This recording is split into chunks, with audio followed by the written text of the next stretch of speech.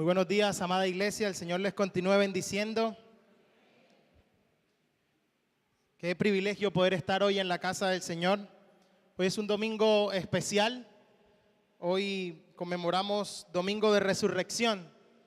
Así que vamos a hacer un pequeño pare en el estudio del Evangelio de Marcos, que es lo que venimos estudiando ya hace algún tiempo, hace algunos meses. Y queremos dedicar este domingo a detallar algunos aspectos muy importantes de nuestra fe.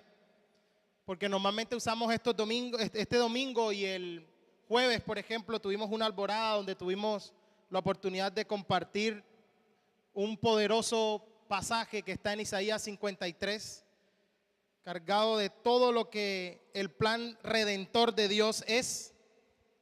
Y hoy vamos a dedicar este domingo de manera especial a lo que tiene que ver con la doctrina fundamental de la resurrección de Cristo.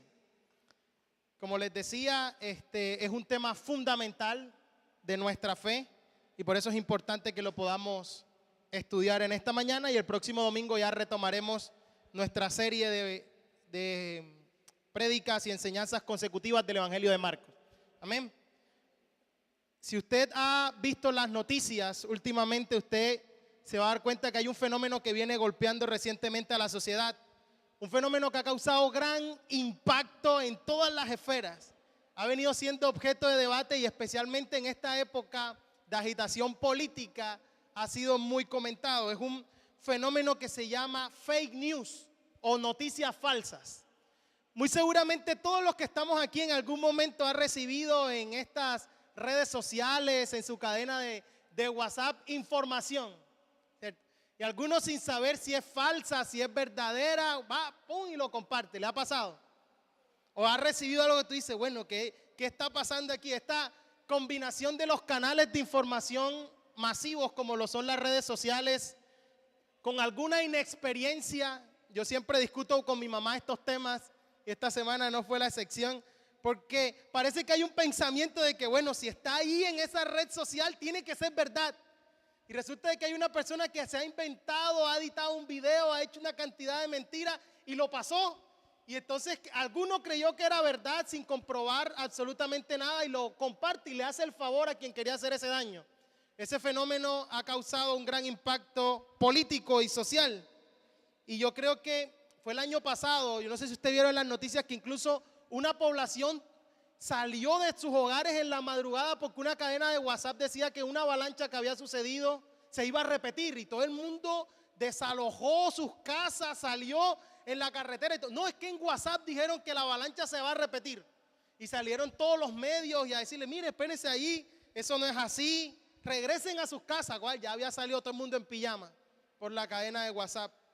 Y yo creo que esto se debe principalmente a un debate que yo le llamo el dilema o el debate E2, un debate entre la evidencia y las emociones. Evidencias y emociones. Y este dilema creo que toca todas las áreas de nuestra vida. El dilema entre la evidencia y las emociones. Y a través de la historia esto siempre se ha usado. Y quien se da cuenta que a través de las emociones puede usar para su propio interés algo, lo va a usar. ¿Quiénes hacen eso? Por eso les decía, en estos tiempos de agitación política, quienes tienen algún interés político hacen eso. Juegan con las emociones porque se dieron cuenta de que la mayoría no lee, la mayoría no va a indagar cómo funcionan, por ejemplo, las instituciones políticas, no le interesa ese asunto del tema político, no va a cotejar si es verdad o no. Pero sí le va a mover las emociones y entonces de pronto usted está sentado en su casa y le llega ese video en WhatsApp que lo indigna y dice, ¿cómo va a ser posible esto?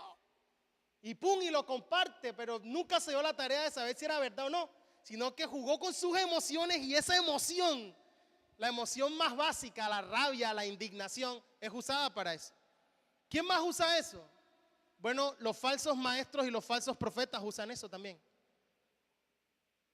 En algún momento se dieron cuenta de que la mayoría de los que lo siguen no van a cotejar lo que ellos dicen contra la verdad bíblica o contra la Biblia. Y como ya se dieron cuenta, dicen lo que quieran. Así está en contra de lo que la Biblia dice. Porque quien los está escuchando no va a cotejar, no va a averiguar si eso es cierto o no. Y resulta que no importa cuánta evidencia se presente en contra de su falso mensaje, siempre va a haber quien les defienda. Y dice, oh, Señor, yo por mi líder, yo me hago matar. Lo va a defender independientemente de las evidencias que se presenten, ¿cierto? Porque siempre va a apelar al extremo de las emociones. ¿Y cuáles esas emociones? También el miedo, la amenaza. Hay quienes usan, por ejemplo, ay, no puedes juzgarme y como me juzgue te va a ir mal. Y esa amenaza tiene a todo el mundo paralizado. Así que así sea evidente en lo que la palabra dice que su mensaje es falso. Yo recuerdo hace unos años siendo líderes de jóvenes que en nuestro equipo llegó una situación con una de nuestras chicas donde uno de estas personas que decía ser profeta internacional y no sé qué, por debajo y por ahí por los mensajes que le estaba enviando a cierta chica, eran mensajes impropios e inmorales. Y nosotros cuando intervenimos, la persona vino aquí y estando aquí me dijo, mira, no te metas con el ungido de Jehová. Alvarito estaba que se bajaba de la cruz y le caminaba, pero era el único que estaba conmigo acá. Le dije, mira, yo no sé quién eres tú porque yo no te conozco. Pero a la luz de lo que acabas de hacer, ¿cierto? Y a la luz de esta evidencia que son los chats que estás teniendo, yo puedo juzgar a la luz de la palabra de Dios cómo se llama esto. Y esto se llama inmoralidad sexual y tienes que arrepentirte. No sé quién eres, no sé si te llamas ungido, profeta o lo que sea. Pero lo que sí puedo juzgar a la luz de la palabra de Dios es que esto que estás haciendo es una inmoralidad sexual. Es una pasión desenfrenada y tienes que arrepentirte. Entonces, muchas veces a la luz de eso, ¿cierto? Cualquier persona puede decir cualquier cantidad de cosas antibíblicas y la gente cuando le mueven las emociones, amén. Dice, pero eso no es verdad. No, pero se escuchó chévere.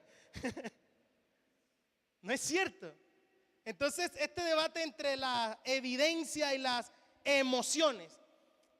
Cuando usted traslada esto a nuestra experiencia cristiana, nuestra fe cristiana tiene un problema peor. ¿Sabe por qué? Porque la gente piensa que nosotros los cristianos tenemos una fe que es ciega y nos los han dicho. No, lo que pasa es que tu fe es ciega. La gente cree que nuestra fe es emocional y resulta que no es así, ¿cierto? Nuestra fe no es ciega, nuestra fe está fundada en una evidencia real, genuina.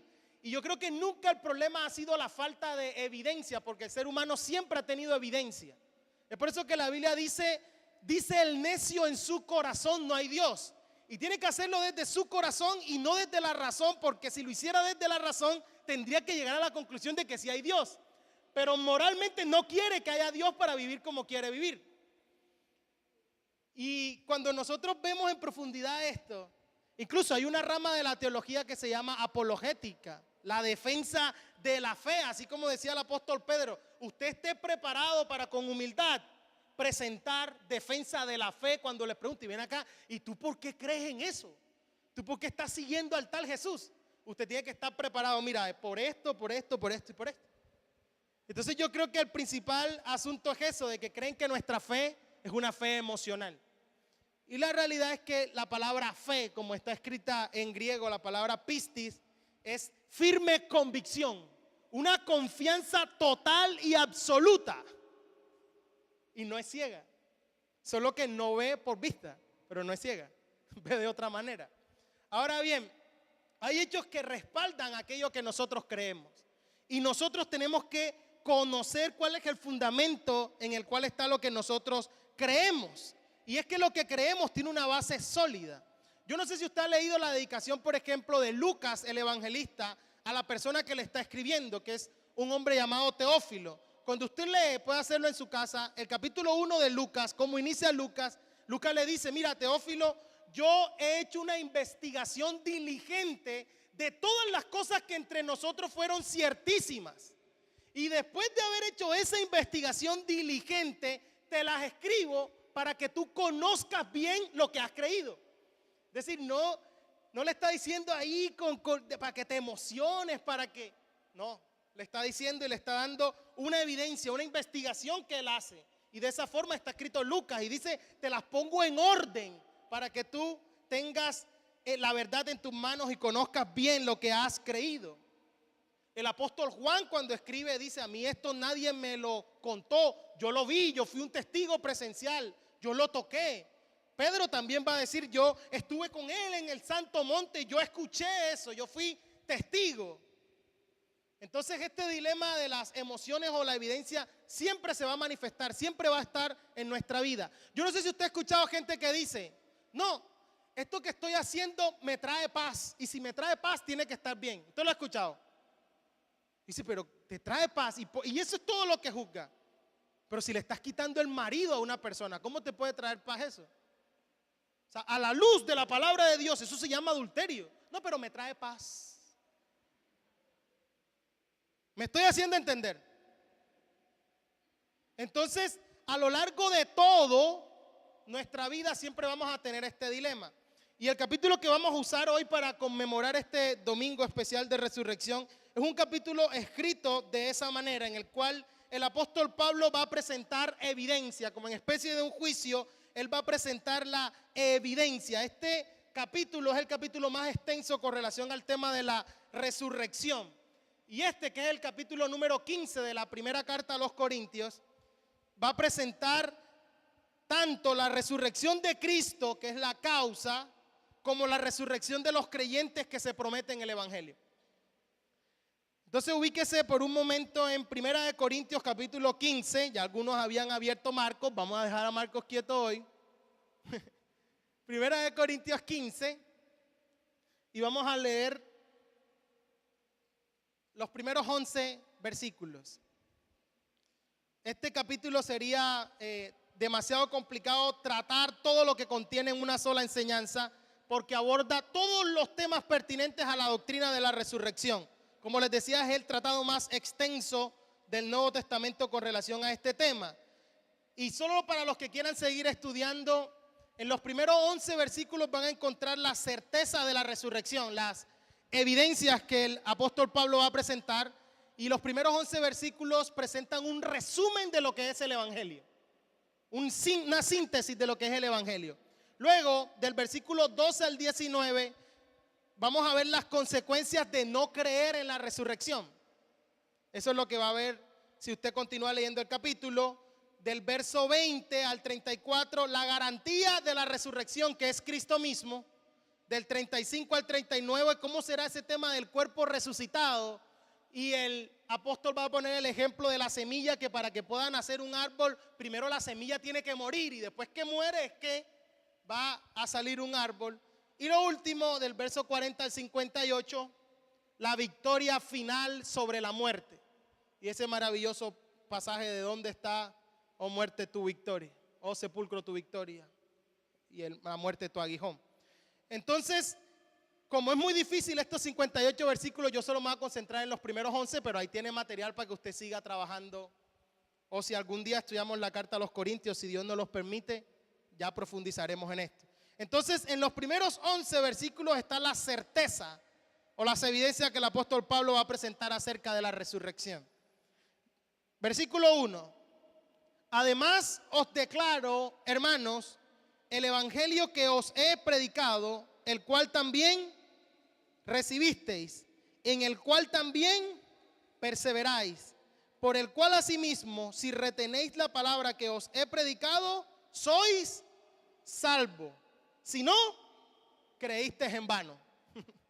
Porque primeramente os he enseñado lo que asimismo recibí, que Cristo murió por nuestros pecados conforme a las Escrituras, y que fue sepultado y que resucitó al tercer día conforme a las Escrituras, y que apareció a Cefas y después a los 12. Después apareció a más de 500 hermanos a la vez, de los cuales muchos viven aún y otros ya duermen.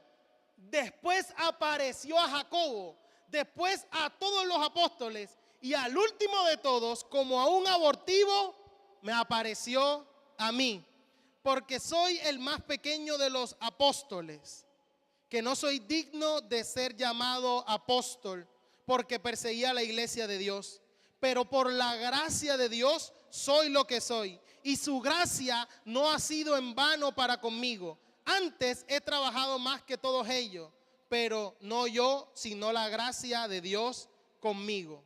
Porque o sea yo, o sean ellos, así predicamos y así habéis creído. Hermoso. Usted puede leer el capítulo 15 completo el apóstol Pablo va a hacer una defensa contundente de la resurrección. Y es importante este tema porque la resurrección es el evento más importante de la historia humana.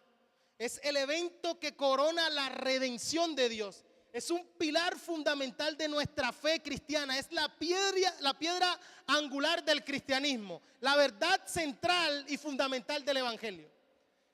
Toda nuestra fe descansa en el hecho de que a Cristo la muerte no lo pudo detener y que su tumba está vacía. Y todo el que quiera hacer una investigación en contra del cristianismo y quiera tumbar las bases del cristianismo, ese es el elemento de la fe cristiana que tiene que tumbar. Es decir, tiene que encontrar el cuerpo de Jesús. Y cómo hubiesen deseado sus enemigos tener el cuerpo de Jesús, ¿cierto? Para acabar de una vez con eso.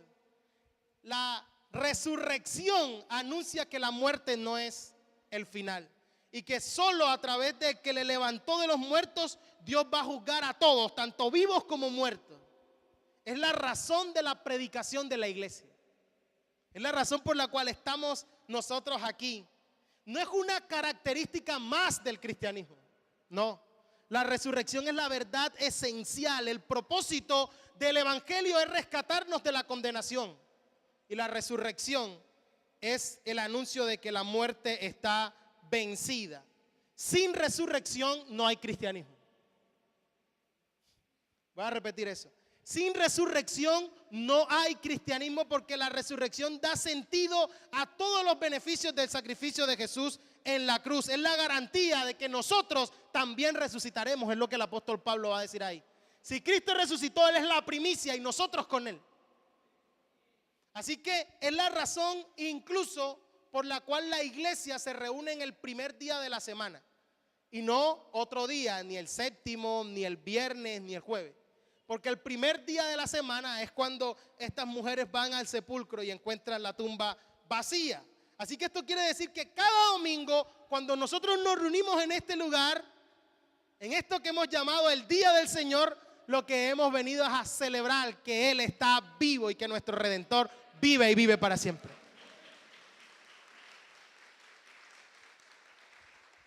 Ahora, dado que este asunto es tan crucial, usted debe entender por qué es objeto de tanto ataque.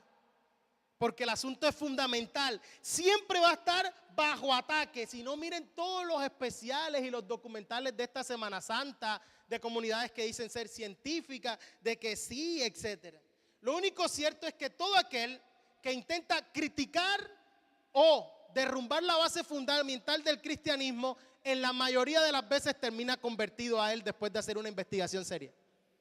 Revise a lo largo, usted puede buscar personajes como Josh McDowell. Hay un personaje por ahí que yo también estuve investigando, un periodista norteamericano que se llama Lee Strobel. Por ahí en los 70, 80 su esposa se convierte al cristianismo. Y en su dilema de poder hacer que su esposa no se le volviera loca y fanática, habla con su jefe y su jefe le dice, pero es sencillo, tú eres periodista, demuéstrale que está equivocada con la evidencia. Y este hombre empieza a hacer una investigación acerca de Cristo y termina en la iglesia de la esposa. Hay un libro que es bestseller que se llama El caso de Cristo, que escribió él, y después escribió otro que se llama El caso de la fe. Cada uno es como así de su investigación. Entonces, normalmente quien inicia una investigación seria se da cuenta de que la evidencia es irrefutable. Los cristianos a través del tiempo hemos respondido a esto. Y yo creo que esto que pasa con la Semana Santa de intentar invisibilizar ciertas cosas acerca de estas verdades también es un ataque directo.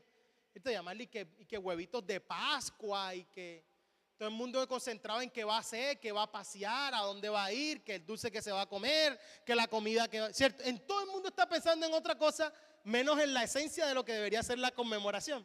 Yo pienso que también es un ataque, ¿cierto? Todo el mundo está pensando de si mañana es lunes de Pascuita o no. La gente todavía que, oye, mañana es festivo, es que no ha alcanzado a reflexionar todavía. Que extiendan la Semana Santa, que no alcancé a reflexionar y se me pasó. Claro, estuviste en playa y en esas cosas, entonces no alcanzaste a reflexionar. Pero lo único cierto es que nuestro mensaje está vacío si Cristo no resucitó de entre los muertos. Y eso es lo que trata el capítulo 15. Es más, ese pasaje llega a decir, si Cristo no resucitó de entre los muertos, nosotros los cristianos somos los más dignos de lástima de todo el mundo. La gente puede vernos entrar un domingo y decir, pobrecito, han sido engañados. Y el apóstol Pablo llega a usar, si usted lee este pasaje en su casa, una expresión muy coloquial y dice, ¿sabes qué? Si Cristo no resucitó de entre los muertos, entonces comamos y bebamos, que mañana moriremos. Ahí está en ese pasaje.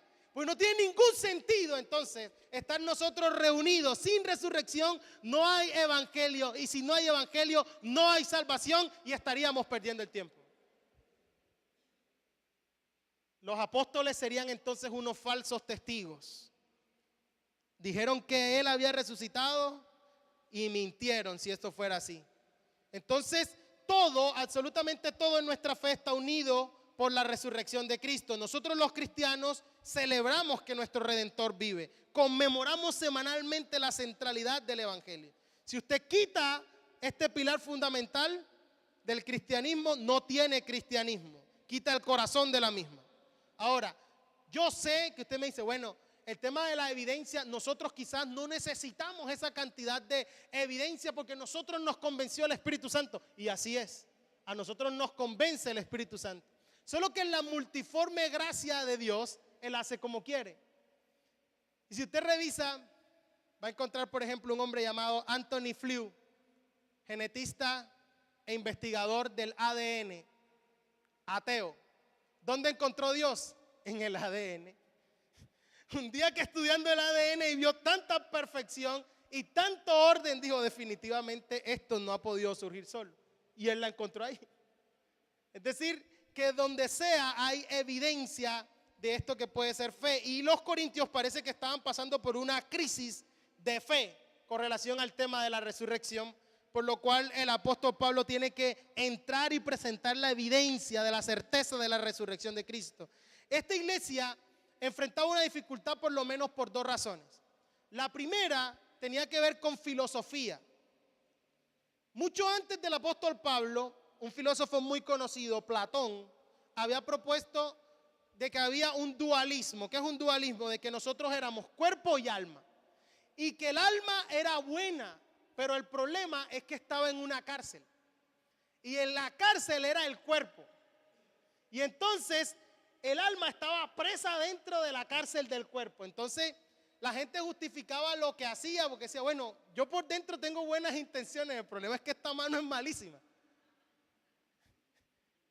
O sea, yo soy bueno, por este dualismo. Y entonces esta filosofía había cobrado muchísimo avance en estos tiempos. Y pensar que después que una persona se moría, cuando por fin el alma había sido libre, la iban a meter otra vez en la cárcel, resultaba ilógico, ¿no?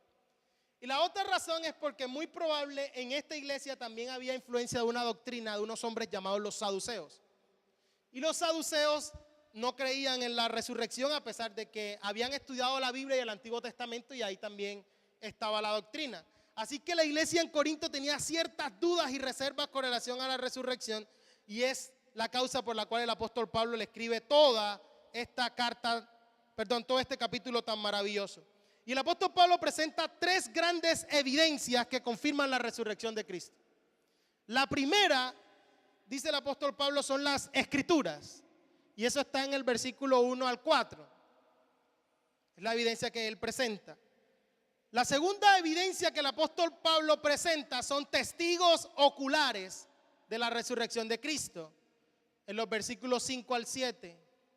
Y lo tercero, se presenta él mismo como testigo, en los versículos del 8 al 11. Estos son los tres testigos de los que quiero hablar en esta mañana: la escritura, los testigos oculares y luego él mismo. Así que recuerden que su tesis es que si Cristo no resucitó, nuestra fe no tiene sentido alguno. Y por eso él va a hacer esta defensa de que nuestra fe no descansa en las enseñanzas de Jesús. En cualquier religión, usted quita al líder de la religión y usted puede decir, no, pero no importa si él no está vivo, sus enseñanzas perduran.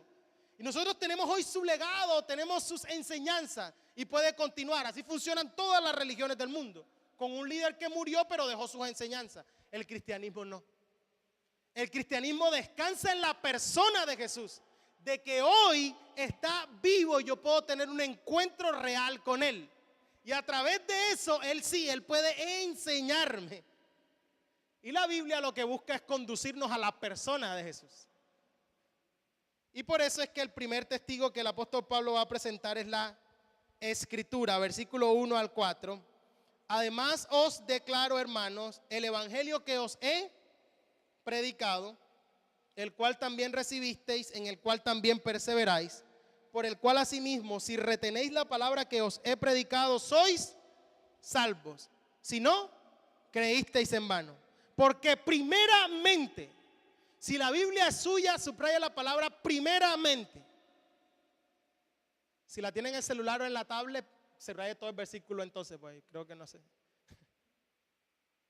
Primeramente os he enseñado lo que asimismo recibí, que Cristo murió por nuestros pecados conforme a las Escrituras, y que fue sepultado y que resucitó al tercer día conforme a las Escrituras. Los receptores de esta carta no estaban escuchando algo nuevo, no era que les estaba llegando un mensaje nuevo, ya ellos habían escuchado el mensaje de salvación. Ya ellos habían recibido el evangelio y por ende ya ellos habían escuchado y creído en la resurrección de Cristo. Ellos creyeron y por medio de su fe fueron salvos. Ahora, el apóstol Pablo lo que está diciendo es: yo les declaro. La palabra que aparece allí como les declaro significa les doy a conocer lo que realmente sucedió.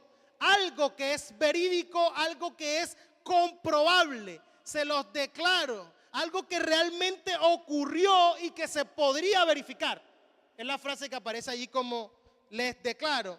Y la secuencia que el apóstol Pablo dice de cómo sucedió esto fue: yo les prediqué, ustedes lo recibieron y después perseveraron en eso. Esa es la secuencia que se debe dar. Se nos es presentado, nosotros lo recibimos y permanecemos. Ahora, Pablo también aclara de que algunos de ellos podrían tener una fe superficial, una fe que no salva, que no lleva a la salvación. Dice: si esto que yo les prediqué, ustedes no lo reciben y si no perseveran en ello, han creído en vano. Si no creísteis en vano. Es posible que alguien crea, atienda al evangelio con curiosidad, pero no tengan ni temor a Dios, ni a Cristo, ni a la justicia, no permanezcan ni perseveren en estas verdades. Es decir, ¿cómo sabe usted si un creyente es un creyente verdadero o no es un creyente verdadero? Según ese texto, ¿cómo se sabe que alguien es verdaderamente salvo? Porque retiene la palabra y persevera en ella. Retiene el evangelio con firmeza. Y esta es una evidencia de la salvación genuina. No puede existir un cristiano que no crea en las doctrinas fundamentales del cristianismo. Que Cristo murió en la cruz, que Él resucitó al tercer día. Y ese es el argumento de Pablo. La resurrección de Jesús es la doctrina fundamental del cristianismo. Ahora bien, ¿qué fue lo que Pablo les enseñó? Que él le está diciendo, bueno, yo les repito lo que les enseñó. ¿Cuál fue la prioridad de Pablo al enseñarle a esta iglesia? Ahora viene el resumen, la síntesis de todo el evangelio. Este pasaje es el pasaje que mejor resume todo lo que el evangelio es. Versículo 3, porque primeramente os he enseñado lo que asimismo recibí, que Cristo murió por nuestros pecados, conforme a las Escrituras, y que fue sepultado y que resucitó al tercer día, conforme a las Escrituras. Que dijo, hermanos, yo les declaro el evangelio que os he predicado. Y el resumen del evangelio que os he predicado es este. Por eso aparece la palabra ahí, primeramente. Porque primeramente, esa es la palabra griega protos. ¿Qué significa protos? Lo primero en orden de importancia. Lo más importante de todo. lo principal de un acontecimiento. Primeramente, la más importante de todas las verdades, lo más importante dentro de la verdad fundamental, el mensaje central de las Escrituras, el mensaje central de los evangelios es la obra de Cristo. Primeramente, es decir, si te tocara hacer un resumen de todo lo que el evangelio es este: Cristo murió por nuestros pecados como estaba escrito de él. Cristo resucitó al tercer día como estaba escrito de él. Punto. Ese es el resumen de lo que es el evangelio. ¿Por qué esto es tan crucial y por qué esto es tan importante? Porque cualquier cosa que excluya esto no es evangelio. Este es el protos del evangelio, la verdad fundamental. Es decir, cuando alguien predica a Cristo y que cuando le está hablando de Cristo habla cualquier otra cosa que no sea esta, no le está predicando la verdad central del evangelio. ¿Me estoy haciendo entender? En orden de importancia, esto es lo primero, lo principal. Cristo murió por nuestros pecados y solo en él hay salvación. Eso es lo que el evangelio anuncia. Si usted quiere ofrecer antes sanidad física, riquezas materiales, éxito en los negocios, y no aparece esto, se ha volado la verdad fundamental del evangelio. ¿Me estoy haciendo entender? No se me quede tan calladito. Porque entonces muchas veces lo que escuchamos es verdades a medias o verdades secundarias. Pero la verdad primaria del evangelio, todo aquel que deja fuera esta verdad, está dejando fuera la verdad fundamental del evangelio. Usted puede revisar todos los eventos de la farándula cristiana moderna. ¿Cierto? Pues hay farándula cristiana moderna, usted sabía. Imponen moda, imponen canción, imponen eventos y toda una farándula. Y usted revisa estos eventos de la farándula cristiana moderna. Y si por ningún motivo fue anunciado que Cristo murió por nuestros pecados, porque éramos pecadores y porque necesitábamos un Salvador, fue tiempo perdido y pura farándula cristiana. Porque esta es la verdad fundamental, primaria, el protos del evangelio. Si esta verdad no se comunica, no se está predicando el centro. Lo único que puede hacer que una persona nazca de nuevo, el entendimiento de esta verdad. Los milagros no producen nuevo nacimiento. Entonces, cuando se invita a alguien simplemente por un milagro para llenar un recinto, para ver si sale o no sale el milagro, y si por ningún motivo fue expuesto esto, mira, ¿sabes qué? Antes de ser sano, tú necesitas ser salvo. Porque puedes salir de este lugar sano, pero condenado al infierno. Pero si crees la verdad fundamental del evangelio, que fue que Cristo murió por tus pecados, puedes salir de este lugar salvo. Si esa verdad no es predicada, entonces has quitado la verdad fundamental. Y eso es lo que el apóstol Pablo está diciendo. Este mensaje, cuando es recibido y es retenido, produce salvación. Cristo murió por nuestros pecados. Si retienes eso, vas a ser salvo. Si no, creíste en vano. Ay, que yo pensé que también era para que me dieran plata. No, creíste en vano. Esto es crucial. El resto es secundario. Cuando predicamos, nosotros, al igual que todos los apóstoles, predicamos a Cristo y a este crucificado. Nosotros predicamos a Cristo y a este resucitado en gloria. Esa es nuestra verdad. El mensaje cristiano tiene que estar cargado de las virtudes de Cristo, de nadie más. Nosotros fuimos llamados a ser una nación santa, un real sacerdocio, un pueblo adquirido por Él, para que anunciemos las virtudes de aquel que nos sacó de las tinieblas a su luz admirable. ¿Las virtudes de quién? Las virtudes de Cristo. Entonces, cuando usted está en un lugar y todo el mensaje de aquel que dice ser ministro de evangelio se centra en él, en sus viajes, en sus libros, en sus CD, en qué hizo y deshizo, Usted no vino a escuchar las virtudes del predicador. Usted vino a escuchar las virtudes de Cristo. Levántese.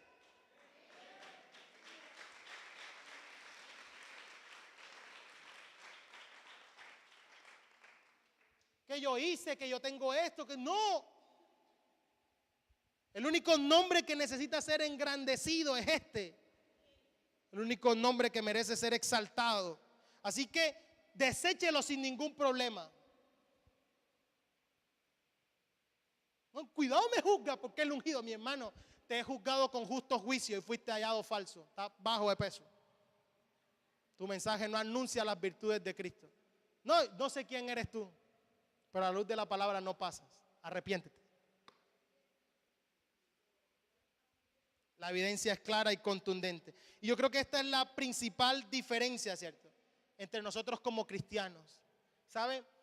El cristianismo no es una serie de consejos para que usted sea una mejor persona. Y que vamos a ver, ¿cómo ser mejor esposo en 5 pasos? Entonces sale el predicador de turno. Buenos días, hermano. Amén. Hoy les voy a enseñar a ser mejor esposo en 5 pasos. Y todo el mundo, ¡ah! Lo primero que tienes que hacer es lo siguiente. Sé detallista. La verdad central del evangelio es un anuncio, no es algo que tú puedas hacer o que tú tengas que hacer. La verdad central del evangelio es algo que Cristo ya hizo. Y cuando nosotros anunciamos lo que Cristo ya hizo, nosotros los que estamos sentados, que somos pecadores, por gracia llegamos a ser salvos. Y esta relación con aquel que entregó su vida se va a ver en todas las áreas de nuestra vida. Entonces, si se tratara de hablar de clave, bueno, clave para ser un buen esposo, arrepiéntete y ven a los pies de Cristo. Pastor, ¿y la clave para ser un buen hijo? Arrepiéntete y ven a los pies de Cristo. Pastor, ¿y la clave para hacer un buen trabajo? La mismita, arrepiéntete y ven a los pies de Cristo. Porque allí no vas a ser una mejor persona, vas a ser una persona nueva, porque el que está en Cristo tiene nueva vida.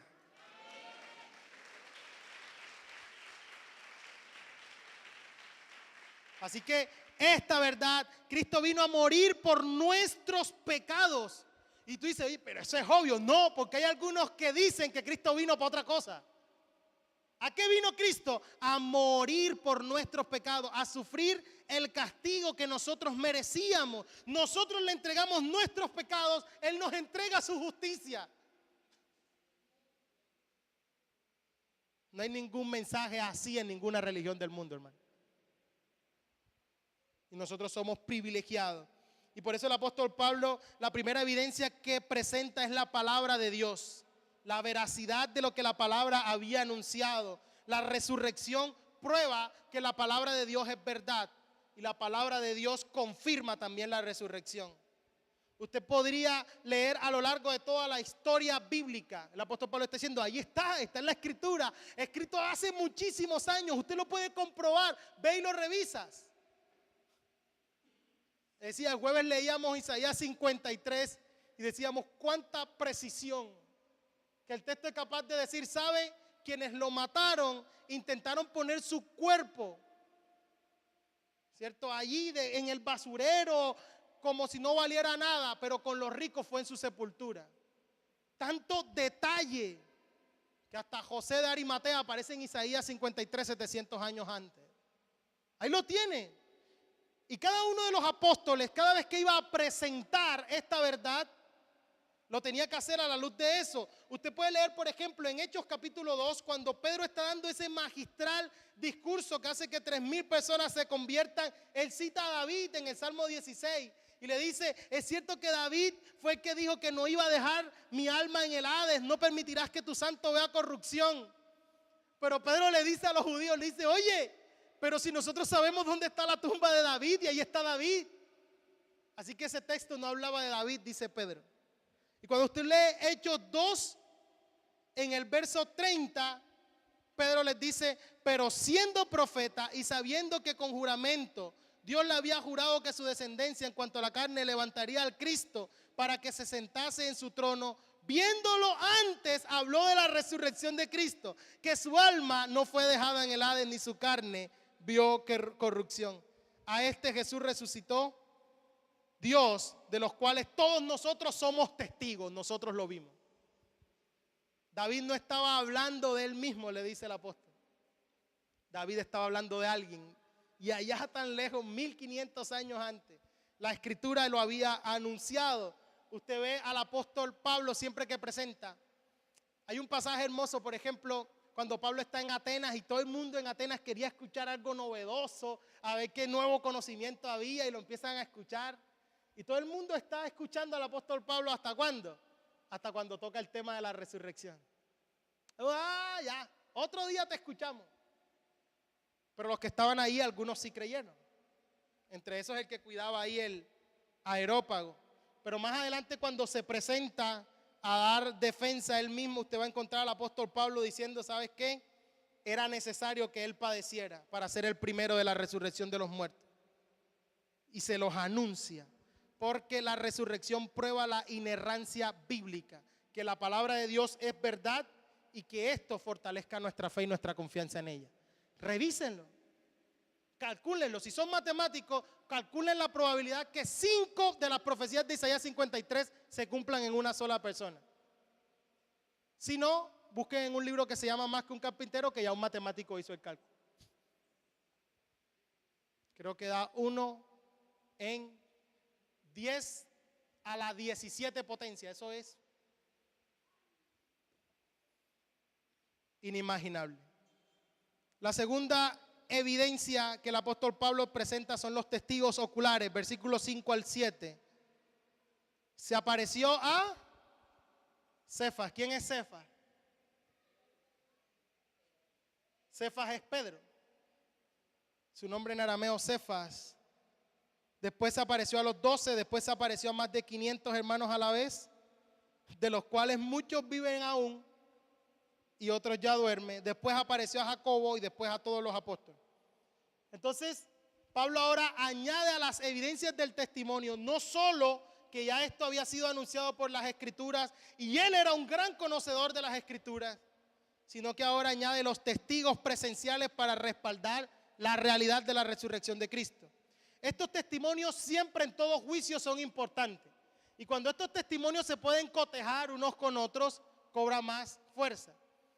Y cuando usted analiza toda la historia y ve que cada uno de estos hombres mencionados fue capaz de respaldar con su vida lo que atestiguaron, la cosa es seria. Porque cada uno de ellos va a poner la vida por esto que está diciendo. Y nadie estaría dispuesto a morir por una mentira. Así que Pablo añade ahora los testimonios, como quien está en un juicio y dice, bueno, llamo ahora a unos testigos.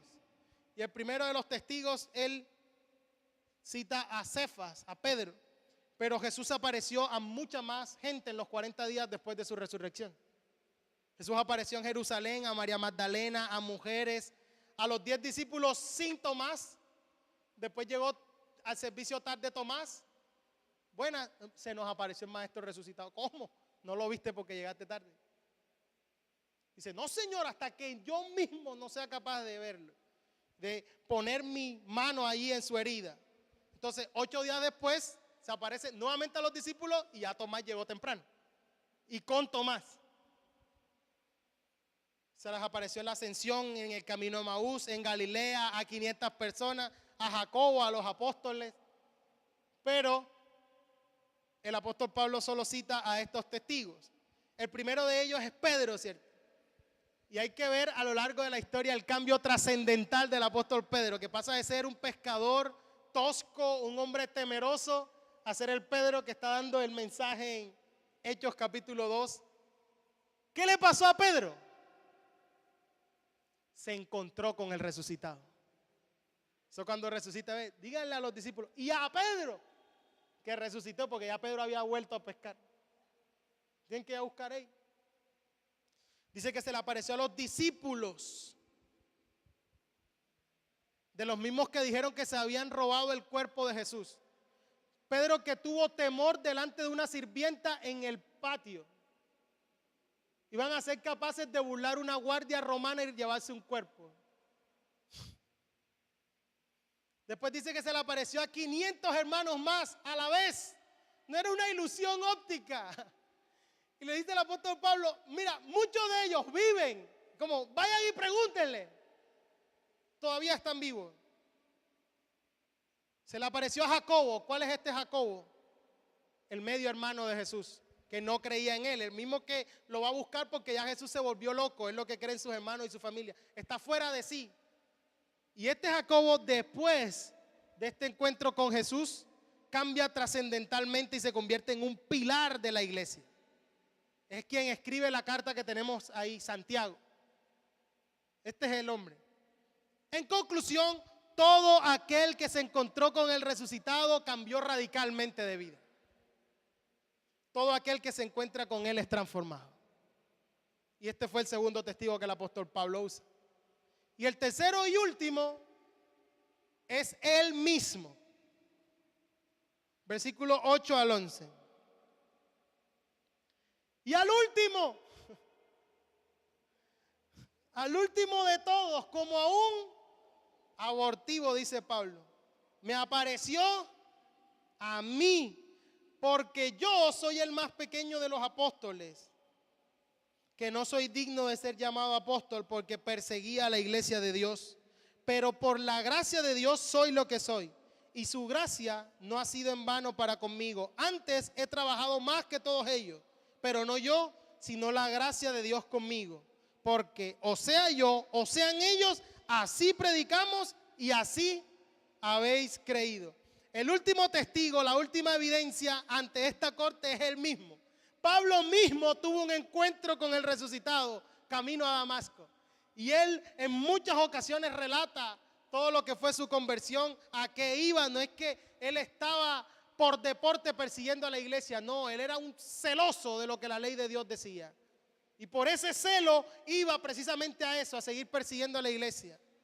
Y tiene un encuentro, no dice que tuvo una visión, a mí se me apareció, dice el apóstol Pablo, cuando iba camino a Damasco. Y Pablo se llama a sí mismo un nacido fuera de tiempo. Alguien que fue salvo muy tarde como para haber sido uno de los apóstoles mencionados, por eso dice un abortivo. Pablo se llama a sí mismo el más pequeño de todos los apóstoles. Pablo dice de sí mismo, yo no soy digno de ser llamado apóstol. Y usted se encuentra hoy gente que usted le dice, pastor. No, pastor no, apóstol. No sea igualado.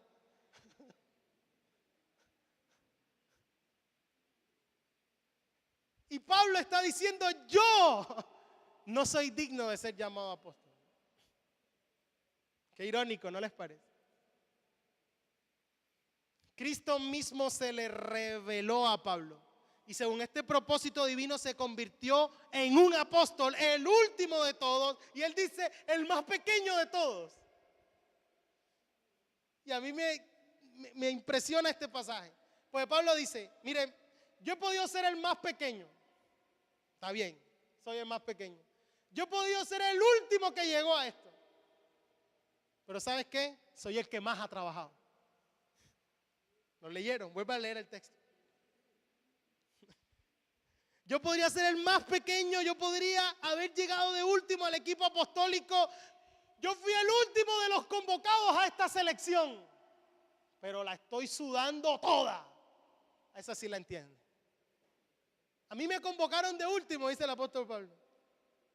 No había esperanza para mí, pero he rendido. Versículo 10, por la gracia de Dios soy lo que soy. Y su gracia no ha sido en vano para conmigo. Antes he trabajado más que todos ellos, pero no yo, sino la gracia de Dios conmigo. Solo en términos de alcance y de años. A pesar de que fueron menos años, el alcance ministerial del apóstol Pablo supera a todos los nombrados apóstoles. Porque por gracia de Dios así fue, a eso fue llamado. Juan, por ejemplo, vivió más años que Pablo. Pero el alcance del apóstol Pablo ministerialmente fue mayor. La pregunta es ¿por qué? Pablo entendió que era un asunto de la gracia que le había sido dada. Y Pablo entendió que esta gracia que le había sido dada no se iba a desperdiciar. Por eso es que dice, esta gracia no ha sido en vano. Y como no se va a desperdiciar, yo me voy a gastar en esto y yo voy a trabajar y yo voy a rendir en esto que por gracia me fue dado. Porque yo, por la gracia de Dios, soy lo que soy.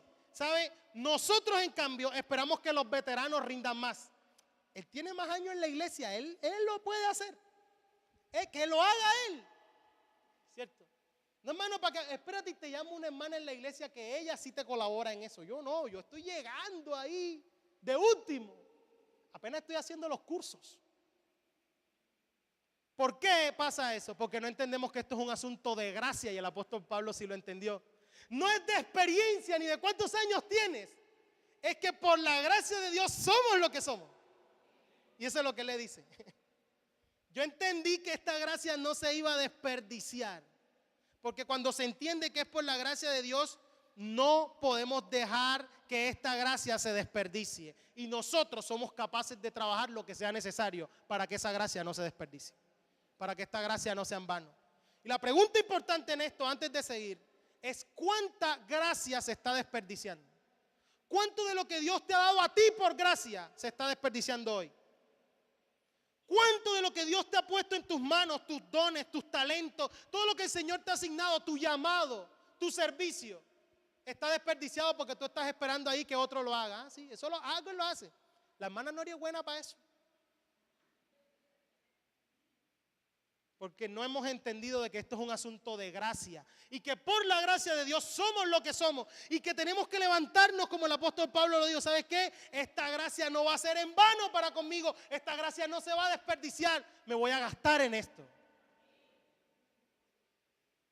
Y él mismo lo dice y él mismo se presenta. La pregunta es, ¿qué transformó a un hombre llamado Saulo de Tarso, perseguidor de la iglesia, ampliamente conocido, estando en la ejecución y en el martirio de Esteban,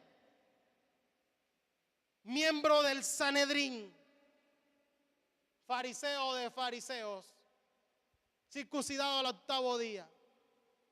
A este hombre tan radical, que lo transformó en Pablo?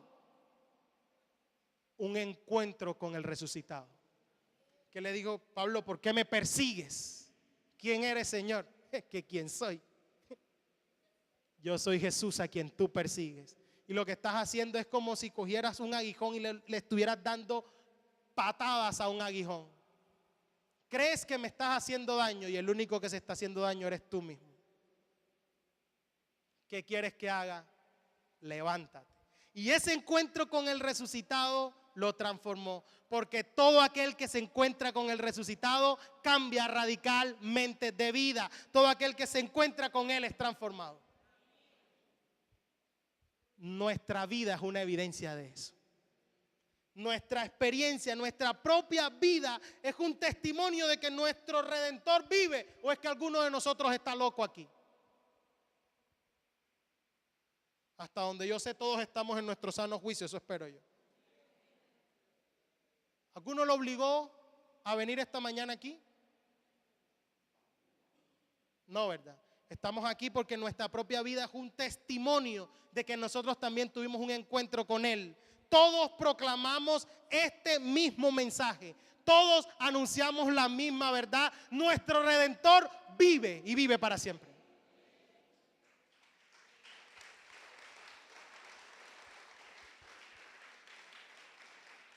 Por eso el versículo 11 termina como termina nuestro texto en esta mañana, ¿cierto? Sea yo o sean ellos, el mensaje es el mismo. ¿Cuál es el mensaje? Cristo murió por nuestros pecados conforme a las Escrituras.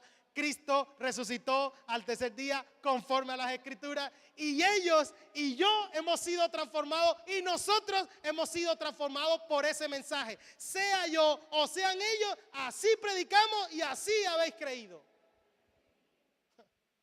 Aquí está las evidencias que el apóstol Pablo presenta, la Escritura, unos testigos, él mismo.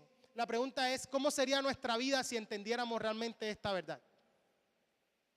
¿Cómo sería toda nuestra conducta, nuestra actitud a la hora de venir a celebrar el servicio en el día del Señor, en el cual celebramos que nuestro Redentor está vivo?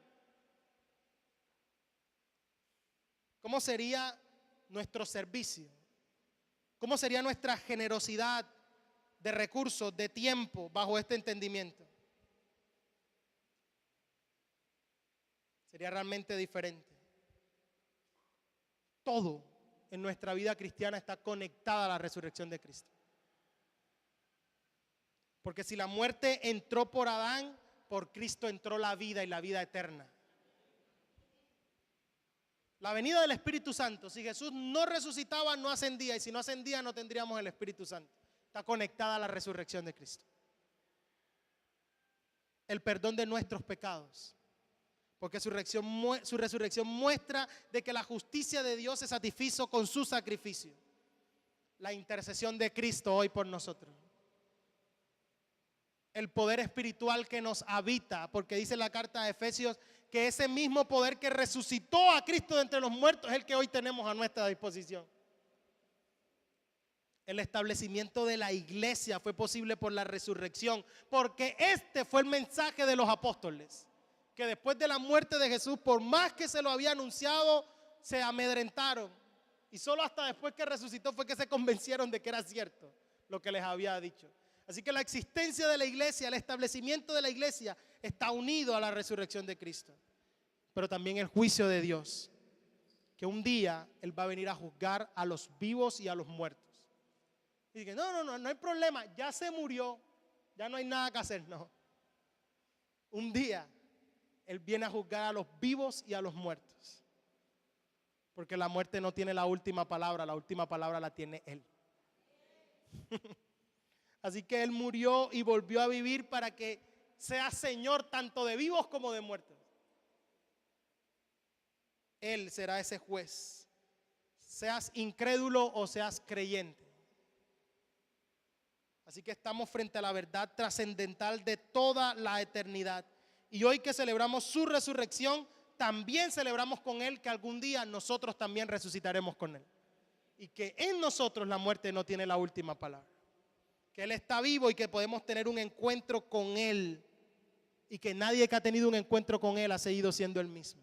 Así que si entraste a este lugar sin conocerle, sin saber quién es, déjame decirte que hoy es el día donde puedes conocerle. Y que puedes salir de este lugar rendido a sus pies y transformado por esta verdad fundamental. Cerremos nuestros ojos. ¿Qué tal si le damos gracias a Dios? Porque los ojos de nuestro entendimiento han sido abiertos.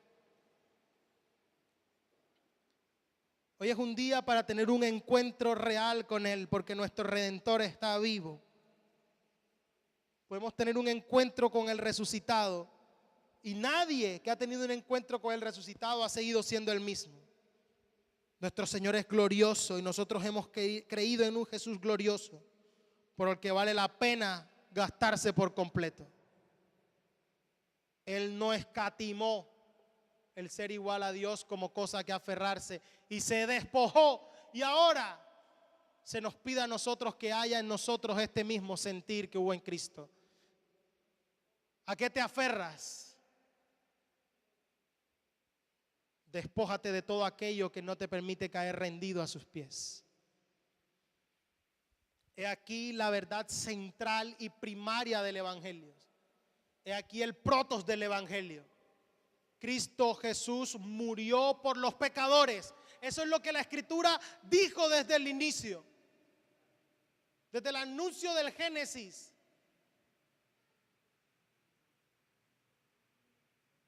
De que iba a poner enemistad entre la simiente de la mujer y la simiente de la serpiente. Era lo que la Escritura había dicho de Él. De que era necesario por nuestros pecados que padeciera. Esa es la razón por la cual vino y se encarnó. Para pagar nuestra deuda y ocupar nuestro lugar. Pero la verdad central del Evangelio también dice que al tercer día resucitó de entre los muertos.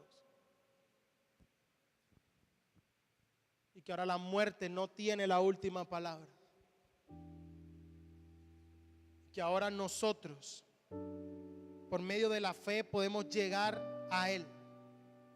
En arrepentimiento genuino, contemplarle en la cruz. Y que cuando lo veas no sientas lástima por Cristo. Cuando miramos la cruz, por quien deberíamos sentir lástima es por nosotros mismos, porque ese era nuestro lugar.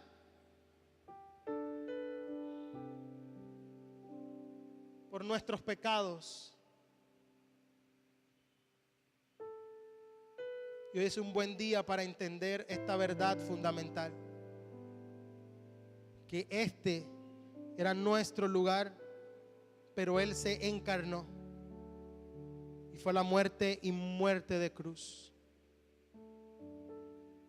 por lo cual Dios le dio un nombre que es sobre todo nombre, para que en el nombre de Jesús se doble toda rodilla de lo que está en los cielos, en la tierra o debajo de la tierra, y que toda lengua confiese que Jesús es el Señor, para gloria de Dios Padre. Confesamos en esta mañana: eres el Señor. Viniste a rescatarme, y cuando estaba muerto en mis delitos y en mis pecados, cuando menos merecía tu amor, tú me amaste. Pusiste tu misma vida. Por eso hoy vengo a tus pies, para que seas por siempre mi Señor, mi Salvador. Esta es la verdad en la que quiero permanecer y perseverar. No quiero creer en vano. No quiero creer fábulas inventadas por hombres. No quiero ir tras las emociones.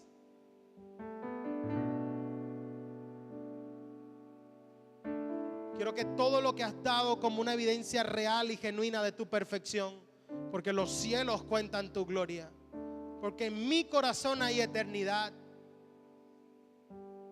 porque tu palabra lo dice, porque te has encarnado, que todo sea suficiente para que mi confianza en ti esté firme e inquebrantable. Que yo pueda entender que nada ni nadie me puede separar de tu amor.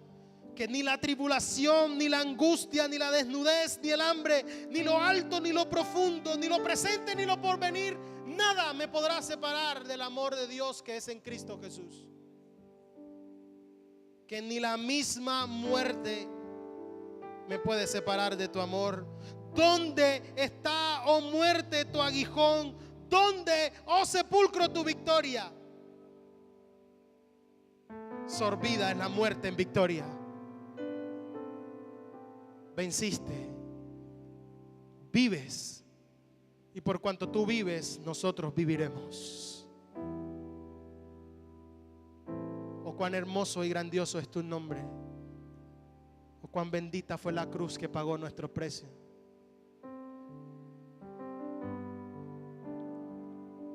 Solo tú eres digno de adoración,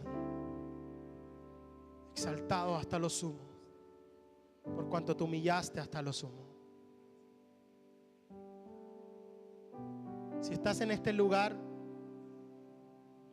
y nadie te había presentado nunca a la persona de Jesús, hoy está frente a nosotros. Hoy te ha traído hasta este lugar para que entiendas la verdad fundamental de que tuvo que venir a morir por tus pecados, por mis pecados. Porque Él vive, que eso era lo que las escrituras decían de Él, de que resucitó al tercer día conforme a las escrituras, conforme a lo que les dijo a sus discípulos,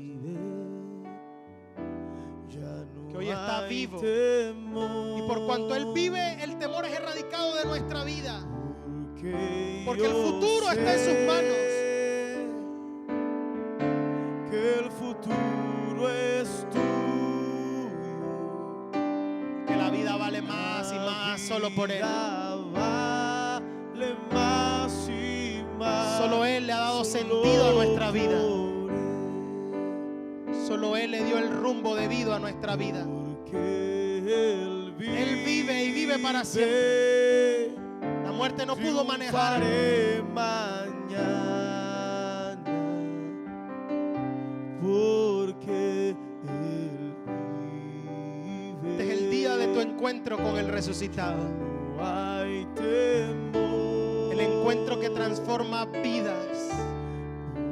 El encuentro que transforma la eternidad de una persona. Vida eterna en Él.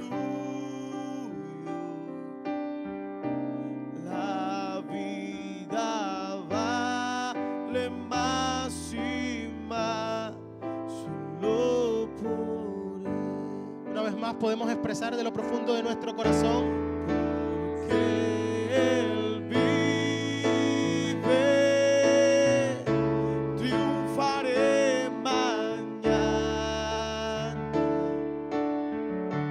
porque Él vive, ya no hay temor, porque yo sé que el futuro es tuyo. La vida vale más y más solo por Él. Hemos creído la verdad fundamental del Evangelio. Hemos creído que viniste a morir por mis pecados. Hemos creído que ese era nuestro lugar y el pago de tu ira. Que éramos nosotros los que debíamos recibir ese castigo. Pero lo hiciste para reconciliar en tu cruz tu gracia, tu misericordia, con tu justicia, y todo fue reconciliado y solo tú has sido glorificado. Hemos creído que resucitaste al tercer día. Y para testimonio de ello, aquí está tu iglesia en pie. Porque tú mismo dijiste: las puertas del Hades no prevalecerán contra ella. Las puertas de la muerte no podrán destruirla. Y por mucho que intentaron acabarla, y por mucho que han intentado perseguirla, sigue triunfante y avanzando, porque estás vivo y vivo para siempre. Que Él vive. Aquí está tu iglesia, Señor. Triunfaré. Los redimidos, mañana, los comprados a precio de sangre, porque el pueblo que adquiriste para anunciar tus virtudes, el pueblo que compraste para decirle al mundo que hay libertad en Cristo, los que pasaste de las tinieblas a tu luz admirable, yo sé aquellos cuyos ojos de su entendimiento fueron abiertos, que el futuro es tuyo. aquellos que miraron a la cruz y encontraron salvación, La vida va, aquellos que te adoraremos por la eternidad, porque solo tú eres digno. A ti la gloria por siempre, Señor. A ti la gloria por siempre y para siempre. Él vive, triunfaré mañana,